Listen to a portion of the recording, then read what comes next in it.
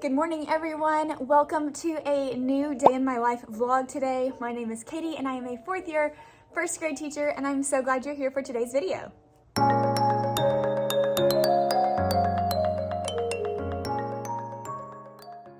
Okay, I know what you're thinking, another day in my life, what in the world? But I really enjoyed filming my last day in my life, and I enjoyed that I got to show you kind of an inside look of one subject. So I decided to do it again today because I really want to give you like an inside look of what I've been trying this week for math intervention, because I feel like it's been going pretty well. And sometimes in the week in my life vlogs, they just get so long, and when I try to show things in detail, it gets super lengthy. So I just thought, let's do another day in my life, and today I'm going to focus on math intervention.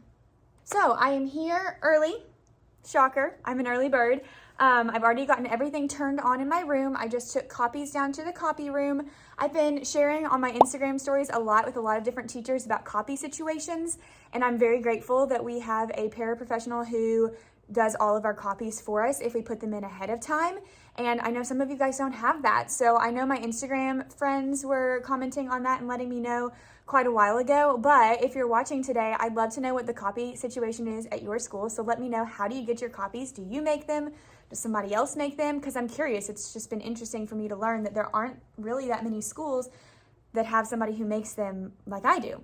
But all I have to do is write a sticky note, say how many I want copied, if I want it single or front and back, and put it in there with my paper in the copy room. So I went and did that today, and those are the copies that I need, not next week, but the next. I always love to stay ahead of the game on copies and be at least like a week or two ahead. So this is me getting back in the groove and getting ahead, and next week I'll have to make some more. Hopefully in the near future, I'll be able to make copies just to take me to the end of the year, because I think after the ones that I just put in there, I only have 3 weeks left after that. So I can like start pulling some things. I've also started using some like workbook pages from our Wonders workbooks that I haven't used, because we've like kind of used the Wonders curriculum at my school and we've taken pieces of it. So I haven't used the workbooks to fidelity. So I've started pulling some review pages and using those just to kind of save copies. So I need to do that again. Okay, anything interesting going on today? Small group's going to be a little different. We are going to use small group instruction today to make a card, which sounds like a little, I don't know if it's a waste of time or not, but it's like National Media Center Specialist Librarian Week or whatever this Saturday, and so we're celebrating our school librarian, and they want us to make cards for her, and so they gave us some coloring pages in our mailbox for kindergarten and first graders, but my first graders can write a card. Like, I want them to do something that's actually special. The coloring sheets would be cute too, and we might do this if we have extra time tomorrow, but I really want them to make a card. And so I'm gonna have them do that at my small group table, and I'm gonna pull my How to Draw a Person chart and bring it over here. Actually, let me go ahead and do that.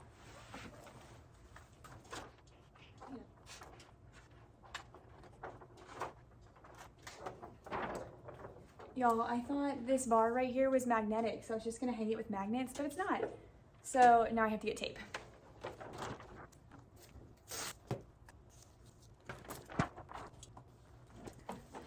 Okay, that works. We'll figure that out in a little bit. Okay, I wanted to hang it over here so my students could look at it and draw a picture of her. Oh, what a fail. Okay, anyways, so we're gonna work on that at the table just to make sure they look really good, because we have our media center visit today, and then we're gonna deliver them when we go to the media center. So all of that. Let me get some slides pulled up while I'm talking.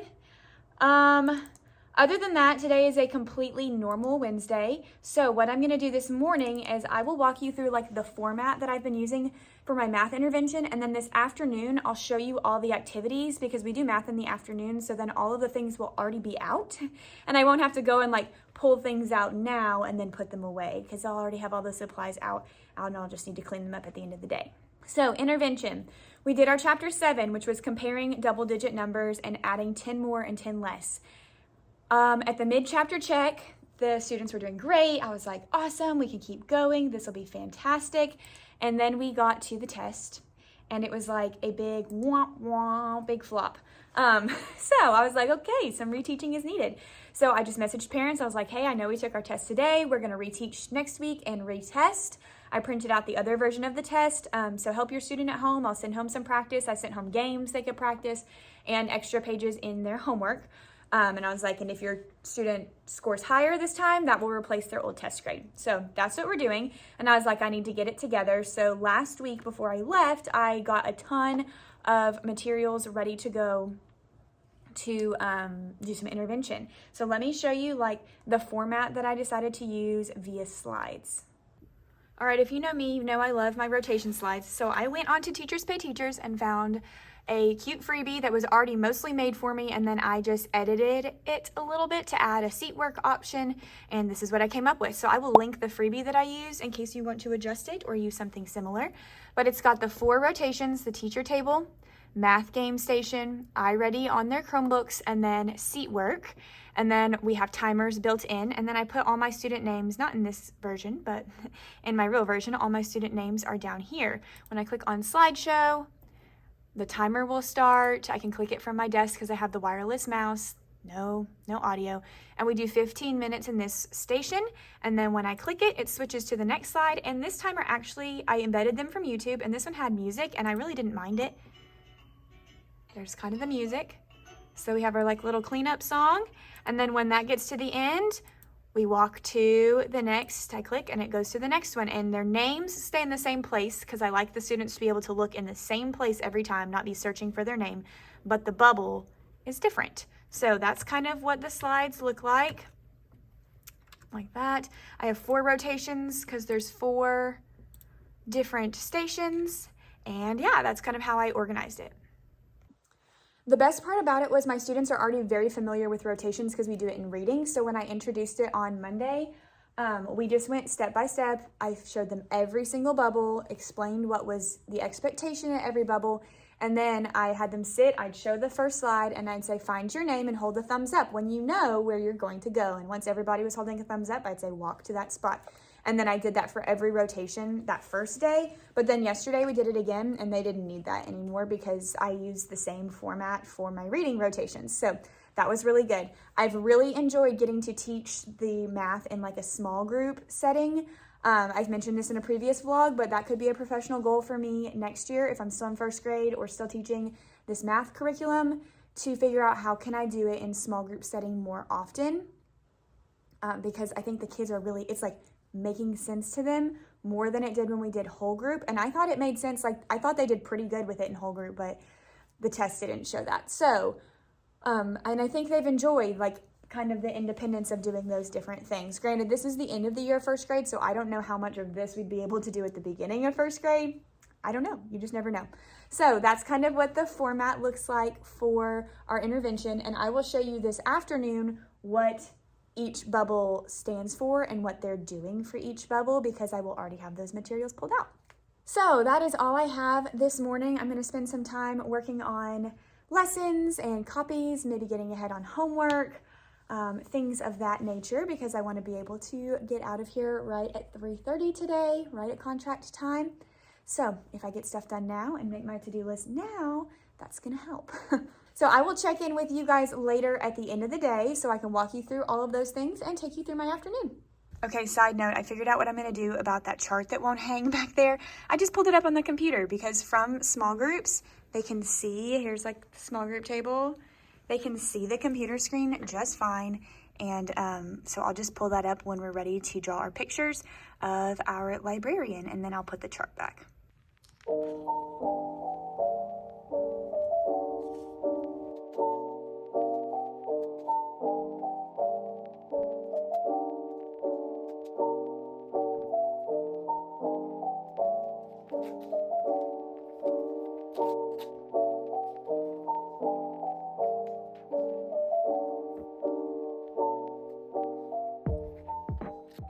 All right, y'all, we made it to the end of the day.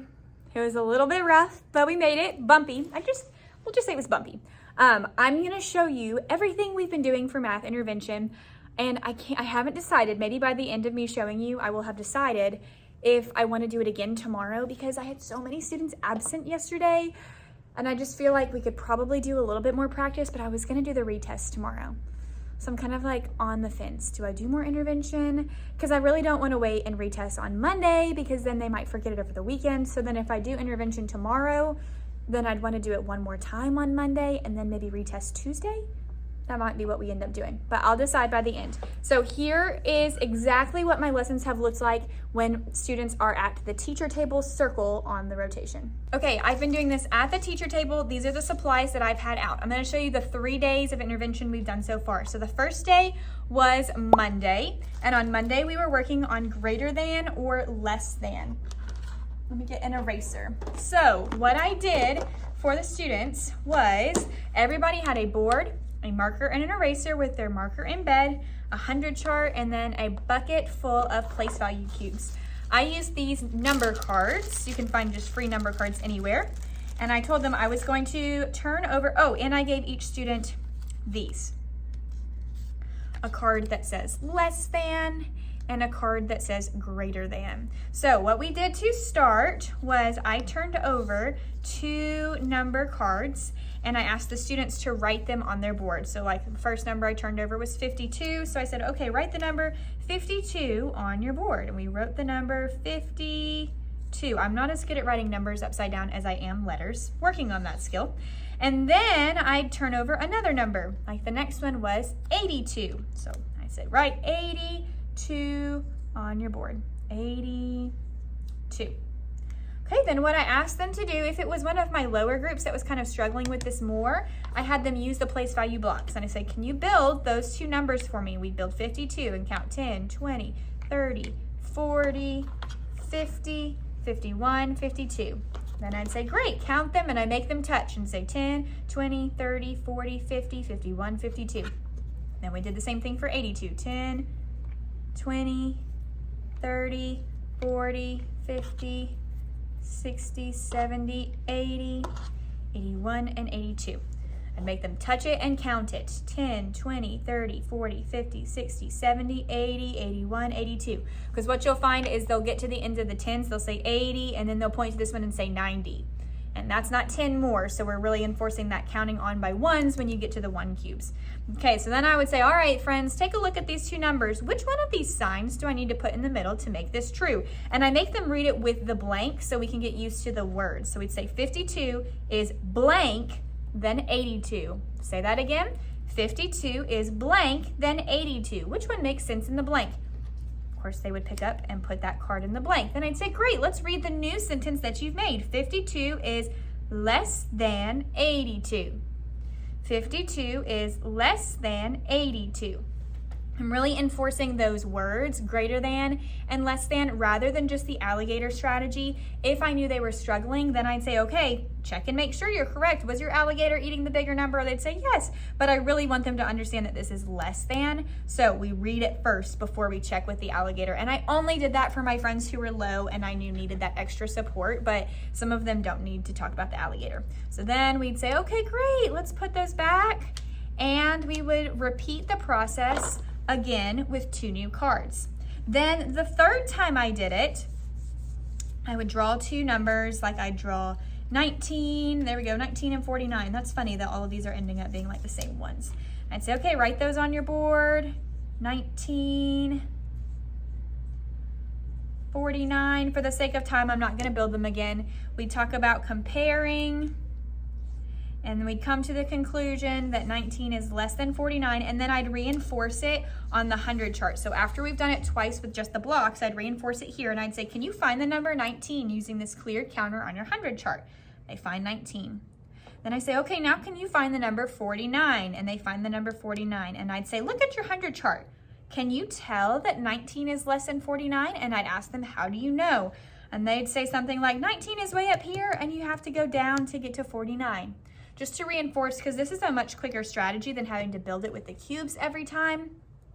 And also when I use the cubes, I would encourage them to explain how they chose it. So they might say, this one has more tens, this one has less tens. Well, it would be vice versa for this example. So this one has less tens, this one has more, etc., etc. So that was day 1 when we practiced greater than or less than. Then on day 2, we started to do, so I took these away. We didn't use these on day 2. We started working on intervention with 10 more. So we talked about how if you have 10 more, that's the same thing as adding 10. And we repeated that on the board. And then I said, let's try some examples together. I'm going to turn over 1, card. I turn over one card.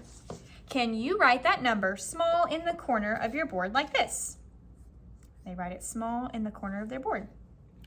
Say, great job. Now, right here under your number, use the blocks to build the number 45. So my students would take out their blocks and they build the number 45, just like this. And say, great job. Now, I want to know what number is 10 more than 45. We talked about at the beginning that 10 more is the same thing as just saying plus 10. What do we need to do with our blocks to add 10 more? Now, for some of them, this like blew their mind. And I said, well, does adding mean we get more blocks or taking blocks away? They said it means we get more. I was like, how many more do we need? And they said 10. And so a lot of them reached in and they started doing this. 1, 2, 3, 4, 5. And I was like, whoa, whoa, whoa, look how many you have in your hand. Can you count them? And I'd make them count 10, 20, 30, 40, 50. I was like, whoa, you're going to add 50 more? How many are we supposed to be adding? And then the light bulbs would like click. They're like, oh, 10. I'd say, great. Now look at your board. How many do we have all together now? And I had them slide the 10s together. And they would say, oh my goodness, it's 55. Awesome job, friends. Let's check our work on the 100 chart. Can you use one counter to cover the number 45? They find it and they get so excited. Now we're going to add 10 more. So the first time we did this, we put this counter on, we put this counter on 45, and then we jumped forward 10 spots. 1, 2, 3, 4, 5, 6, 7, 8, 9, 10. And then I'd ask them, what do you notice about these counters? And they'd say they're on top of each other, and instead of just jumping 10, you can go down one row. Awesome. So we repeat this process. For most groups, I repeated it about 3 times, and then we changed it up a little bit, and we put the cubes away because by then they were pretty fluent with just doing it on the 100 chart and didn't need the visual of the cubes anymore. So then I started writing like this on the board instead, because this is what it's like in our curriculum. So instead of doing the equation, I started showing it to them with the sentence, with the vocabulary. So 10 more than, let's pick a random number. Okay, and I'm really reinforcing that reading and vocabulary, so I'd make them read it. 10 more than 31 is blank. Say it again. 10 more than 31 is blank. Find the number 31 on your 100 chart with a counter. Ooh, I just dropped one. Okay. And they'd put it right here on 31. Then I'd say, find 10 more. How do we do 10 more? And they'd say, easy, we just add 10. Then we write the answer in the blank. And again, I make them read it 2 times. 10 more than 31 is 41. 10 more than 31 is 41. And then I did a couple examples like that. So that's how I did my intervention for 10 more. Then today, what we did was the exact same thing, except we did it for 10 less. So I said, okay, yesterday we talked about how 10 more means the same thing as plus 10. It's adding 10. So what do you think 10 less will mean? And most of them said minus 10. If not, I gave them a little bit more prompting to get there. I'd say, great job. Let's do the same thing we did yesterday, but today we're going to practice some 10 less. So I draw a number. Ooh, our number is 67. Can you write that number small in the corner of your board? And then build it underneath with the cubes. So they build 67. 2, 3, 4, 5, 6. 1, 2, 3, 4, 5, 6, 7. And we'd say, great job, you did it, 67. Now we're going to find 10 less, which we just said was the same thing as minus 10.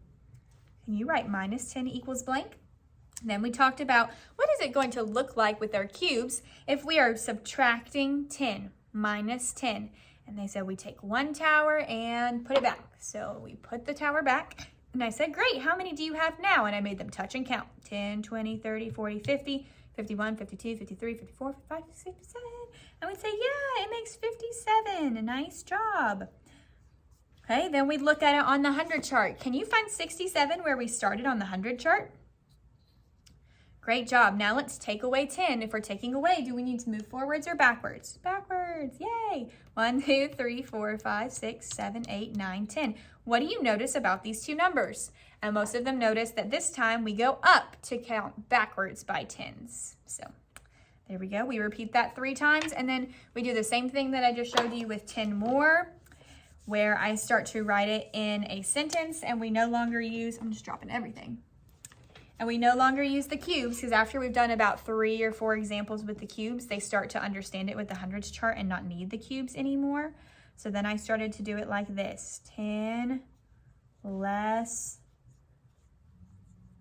than, let's do 92 is blank. Really enforcing that vocabulary. I make them I point while they read. 10 less than 92 is blank. Say it again. 10 less than 92 is blank. Yay, that's awesome. Okay, then I say find 92. They find 92.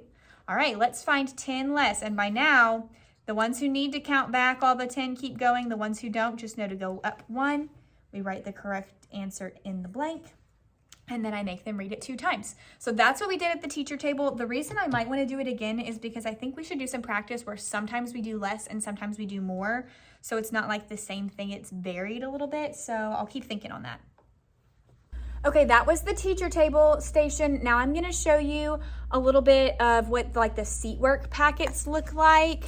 I'll show you like in depth what I did for their seat work station on the math rotations. Okay, here is what they were doing at the seat work station. I made, and I'm covering up names for privacy, I made a packet with tons of practice pages that go in a progression. So the first one was just a freebie that I found for counting and writing the numbers that you see, counting 10s and 1s. Then we gradually upgraded to doing greater than or less than using dice, pictures, so picture support. Then we did kind of smaller numbers within 30, greater than or less than. Then larger numbers going up to about 50. Then this was numbers 0 to 100 comparing. Then we switched to comparing numbers and circling the words. So 7 is greater than 2, 1 is less than 6. Had a couple pages of that. Another one with the words like this. Then we did some 10 more and 10 less. So I had one with the scaffold of the 100 chart. And then the last page was the trickiest one. It was 10 more and 10 less with the blanks. That's why I was kind of practicing that verbiage at the teacher table. So blank is 10 less than 39. Blank is 10 less than 91. So here's how I had the students completing their work. I told them on day 1 that they were not supposed to finish all of this packet in one day. What I wanted them to do was open it up and do their best and just start to work. Then when the bell rang and rotation was over, they just close it up and they're finished for the day. So here's what I did as far as grading is concerned, and I still need to do that this afternoon for some of them. I'll show you kind of what the grading looked like. Okay, here's one that's been graded. I also forgot that on the first day, what we did was we did vocabulary. So we wrote greater than, we wrote the synonyms more, bigger, larger, and then we showed the blanks and less than just as a fun cover, and I thought this was so much fun to make. So when I was grading, I went through. This friend just had numbers backwards, so they weren't technically wrong, but if anything was wrong, I used one of my flare pens to circle it. If they had all of the answers right, I gave them a stamp. So then if we turn the page, you can see this friend had all the answers right, so I gave this friend a stamp. Then I came over here and oh, there was one that was wrong. So this was after Monday. I just put a box around it, which means you need to go back and check this one. And then the next time I graded it yesterday, she had fixed it, so I checked it. Now this whole page is complete, so I gave it a stamp. And I just let the students keep working. So what I need to do today is go in and check the ones that she's changed here and see if she's fixed them and corrected them. Same with these. I went over the directions a little bit more. It looks like she hasn't gotten to these pages. But as they fix and correct them, then I put the checks and I stamp it. So when I passed them back out on Tuesday, I said, if you notice that your page has a stamp at the top, that means it's good to go. You don't have to do that page again. If you notice a circle or a box in the blue pen, that means you need to fix an answer on that page before you can get your stamp. So then on Tuesday, I just passed out the exact same packet and I said, go through, check and see if you have stamps or circles. If you have stamps, awesome, go to the next one. If you have circles, then correct. So that's what I've been doing for seat work. I just put it all in like one big old packet. All right, last I'm gonna show you the math games. I put them all in one of my Michael's buckets that I love so much. I have 3 different types of games. One of them I'm not going to include next time, but that's okay. This one is called Missing Number, so I give them the 100 chart. They also take a bag that has 5 pennies. One partner covers up 5 numbers. while the other partner closes their eyes, and then they open their eyes and have to guess which numbers are covered, and the other partner has to ask them, how do you know? So if the number 17 was covered, I would say 17 is covered. My partner would say, how do you know? And I would say, oh, because I see 15, 16, 17, 18. This is the one I'm gonna take out for the next time we play it because all of them kept choosing this one because it's fun, but I really want them to try some of the other ones too because we've played this game a lot. So the other things that I put in here were some 100 chart puzzles. These are so easy to make. I just printed them on Astro Bright cardstock and cut the 100 charts into pieces.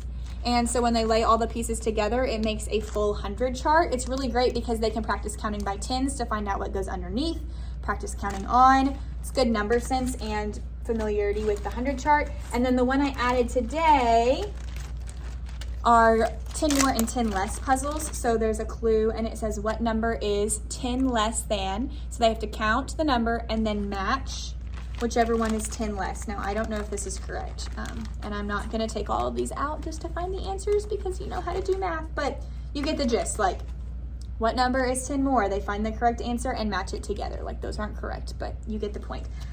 So I think tomorrow, if I do this intervention again, I'm taking missing numbers out because I really want a lot of them to do this and those 100 chart puzzles. But that's what we were doing for math games for the game circle on rotation. All right, I hope that gave you like a good idea of what I've been doing for math intervention. Again, I would love to teach it like this all the time. I think it would be great because it does give them independence. They've done really well with their packets and have been so excited to do them. The problem is I don't always have a bunch of worksheets that I can do for every topic, and the ones that I have with the curriculum I do not feel are independent, and they also can't work ahead like these you can. Like we've already learned all of this and it's just review that we're doing. So like they've already learned everything in there, whereas our math workbooks, I can't just give them that and say like go because some of it we haven't learned yet. So I'll ponder that for next year, just food for thought. So now what I need to do is I need to go through and start grading and stamping and checking and circling. So this will be ready to go to either give back or to use tomorrow.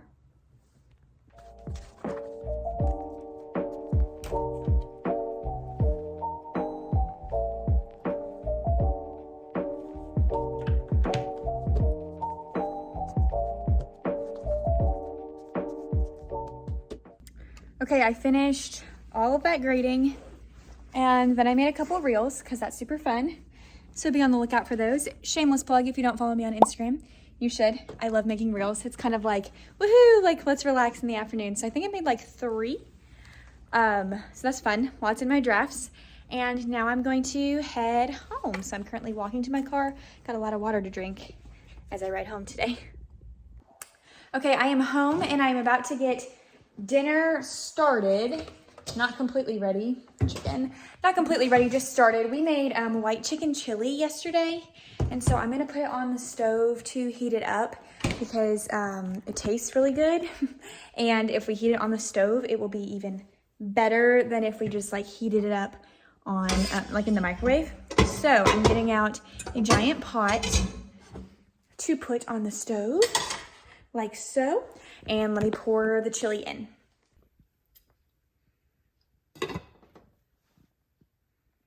All right, now that that is on the stove heating up, I'm gonna go get changed so I can start my workout and do my workout while dinner is heating.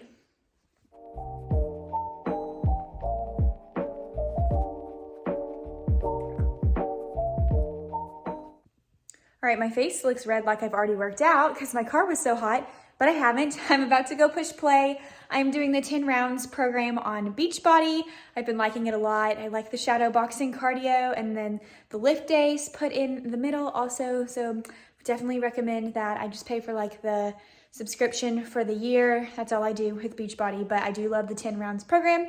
So I'm about to go hit play on that. I've been stalling long enough. I'm gonna close off my vlog here. I hope you enjoyed seeing a day in the life of a first grade teacher. And I hope that the math intervention that I shared was helpful for you guys. So please leave a comment below and let me know if you found that helpful and if you liked seeing kind of in depth what I was doing for math for my class. As always, make sure you give this video a thumbs up to like it and subscribe because that supports my channel. Love you guys so much, and I will see y'all in the next one.